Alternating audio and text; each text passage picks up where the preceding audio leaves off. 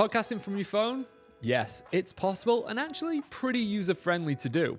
But to really get the most out of your cell phone, we'll need to take a few steps. So let's get cracking.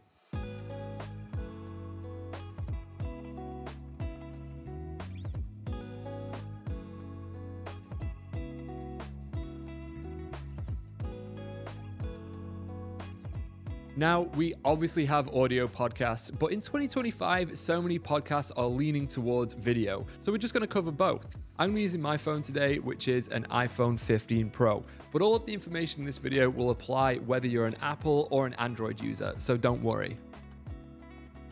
Podcasts start with audio, so let's also start with audio. Now, you can obviously use your phone's microphone to record a podcast and call it a day, but for very little investment, you can up your sound quality immensely. First, find a quiet space free from people, talking, traffic sounds. Turn off anything that creates any unnecessary noises like TVs, radios, and yes, even your AC.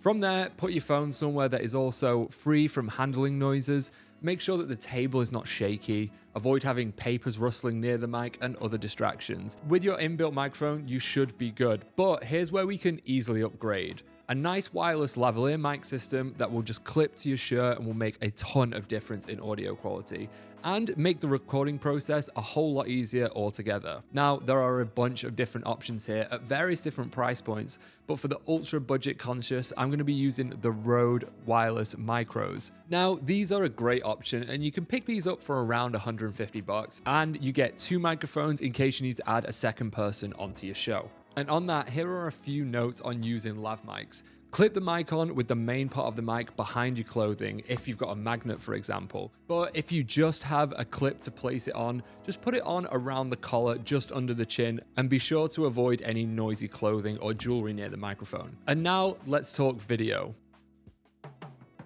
First, let's figure out all of our phone's video settings because that's the most important thing.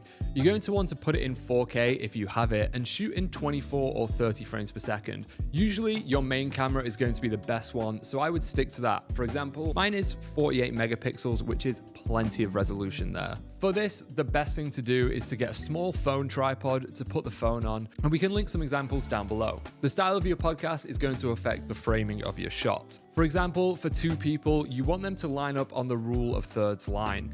You can turn your grid on to help you line this up. Have your eyes end up on the top third line and frame yourself in the middle. And if you're on your own and you want a more beefy audio setup, you can get something like this, the Rode PodMic USB. You can actually plug this directly into your phone if you have a USB-C connection, and this will help you get a really nice full sound for your podcast. But you have to only be a one-person setup because you obviously only have one USB-C connection in your phone.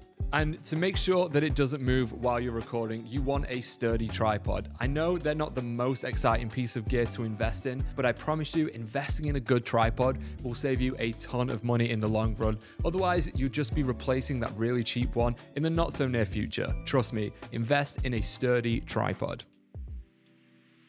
Now, lighting is very important to improve the quality of your video as well for your podcast. Also, I would say it's probably way more important than what camera you're using. But before we talk about what lighting you can add to your setup, let's talk about what we can do if you have no extra gear. You need to find a well-lit room and find a place where you can sit to avoid too many harsh shadows.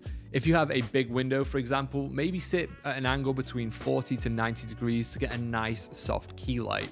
Then let's look at the background of the shot and make sure everything we have in there is intentional. Get rid of any extraneous distractions and use the background to help set the stage for your video podcast. Add some props. For example, if you're doing a photo podcast, add some well-placed gear there, or your favorite photos, things that add to your topic. Now, if you want to be more intentional and you have a little bit of cash to spend, here's what we'd recommend. If you have a 2-person podcast and want a low-cost solution, I would recommend getting something like a 100-watt COB light and then throwing a lantern diffuser on there around a 45-degree angle in the middle of your 2 hosts.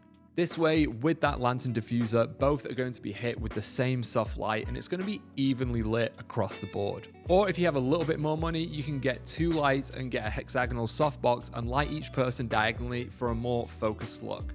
Then you can also dial in the background. If you have a fun lamp, a plant, or something like that, throw that in the background just to add some more depth to your frame. And if you want to go crazy, you can get a tube light also, just to add a splash of color to your background. When setting up, make sure that you're not filming into the window, as you will be backlighting your subjects. Even with a light, the natural daylight will be too strong, so try and control the light as much as you possibly can. So now we have our camera, audio, and our lighting all set up, and all that's left for you to do is hit record. A couple of things to remember: make sure you have enough space left on your phone to record the whole video. The last thing you want to do is realize at the end of the recording, the camera cut after 15 minutes because you had no storage left. And if you can, have someone monitor the audio and video, and again, just have fun with it. So now we've finished filming the podcast, but we're still going to need to edit it. There are a bunch of things you can do, starting with just using the inbuilt camera app on your phone to trim the start and end of the video as the very bare minimum edit. However, if you want to cut some things out, you can use apps like CapCut, Premiere Rush, even iMovie, and make cuts in there to create a more polished episode. And you can also even add some music or text if you're feeling particularly crazy. I'll be making a more detailed editing your podcast video in the future, which yes, will be more focused on editing on a computer, but the skills are still definitely transferable, so be sure to look out for that in the future for a more in-depth look. And once you've finished the edit, you're going to want to post it. So you should have a YouTube channel with the same name as your podcast. Make sure you set that up first. And if you go into the YouTube studio, you can click on create. You'll see an option for create podcast.